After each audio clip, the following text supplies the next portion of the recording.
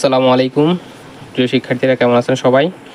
তো আজকের ভিডিওতে আমরা দেখব যে কিভাবে আপনাদের যারা এক্সট্রা ক্লাস অ্যাডমিশন বা এইচএসসি অথবা একাদশ শ্রেণীতে ভর্তির আবেদন করেছেন এবং দ্বিতীয় রিলিজ স্লিপে যাদের মেধা তালিকায় নাম আসছে বা কলেজের নাম আসছে, তো কিভাবে নিশ্চয়ন করার পরে নিশ্চয়নটা আপনার সফল হয়েছে কিনা এই বিষয়ে কিভাবে চেক করবেন এই সম্পর্কে ভিডিওটা দেখাবো।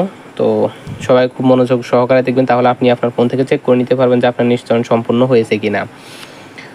তাই সবাই মনোযোগ সহকারে ভিডিও দেখবেন এবং আমার চ্যানেলটিকে অবশ্যই সাবস্ক্রাইব করে দিবেন, পরবর্তীতে যেন এই ধরনের ভিডিও আপলোড করার সাথে সাথে আপনার কাছে পৌঁছে যায়। তো এর জন্য আপনাকে কী করতে হবে, প্রথমে আপনি চলে যাবেন আপনার ফোনে যে ক্রোম ব্রাউজার রয়েছে, এই ক্রোম ব্রাউজারে চলে যাবেন।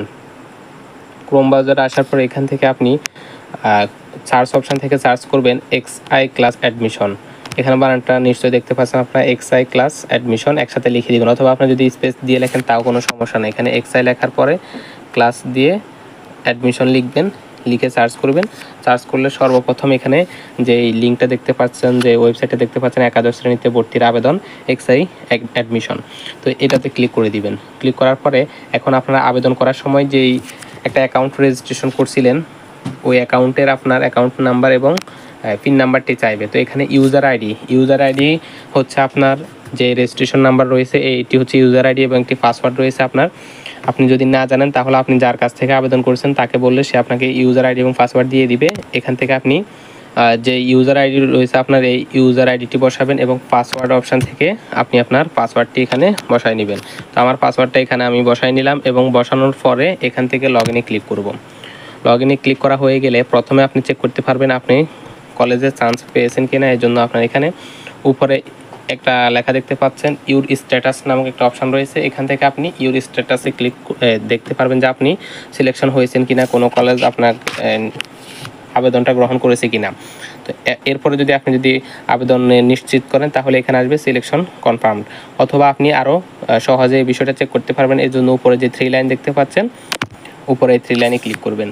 উপরে 3 লাইনে ক্লিক করলে এখানে নিচের দিকে দেখতে পাচ্ছেন যে নির্বাচন নামে একটি অপশান রয়েছে। এখান থেকে নির্বাচনে যখন আপনি ক্লিক করবেন, এখানে আপনাকে দেখাবে যে আপনি কোন কলেজে চান্স পেয়েছেন। যেমন এখানে দেখাচ্ছে পর্যায় 2 Lalbagh government model school and college, একটি কলেজের নাম দেখাচ্ছে যে কলেজে আপনি চান্স পেয়েছেন এবং হচ্ছে কোন ভার্সন, কোন বিভাগ থেকে, কোন শিফটে ইত্যাদি, এবং কত নাম্বার, যেই আপনি কত নাম্বার কলেজটা দিয়েছিলেন ইত্যাদি সব তথ্য এখানে দেখাবে।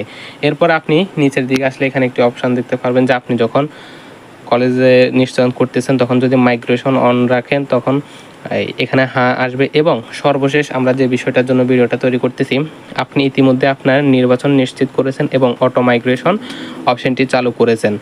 অর্থাৎ আমি যেই কলেজটাতে আবেদনের ভিডিওটা দেখাচ্ছি, এই কলেজে আবেদন আসার পরে নিশ্চয়ন করার পরে এখানে যে নিশ্চয়নটা সম্পূর্ণ হয়েছে, এ কারণে এখানে একটি টিক চিহ্ন উঠছে এবং আমাকে এই লেখাটা শো করছে।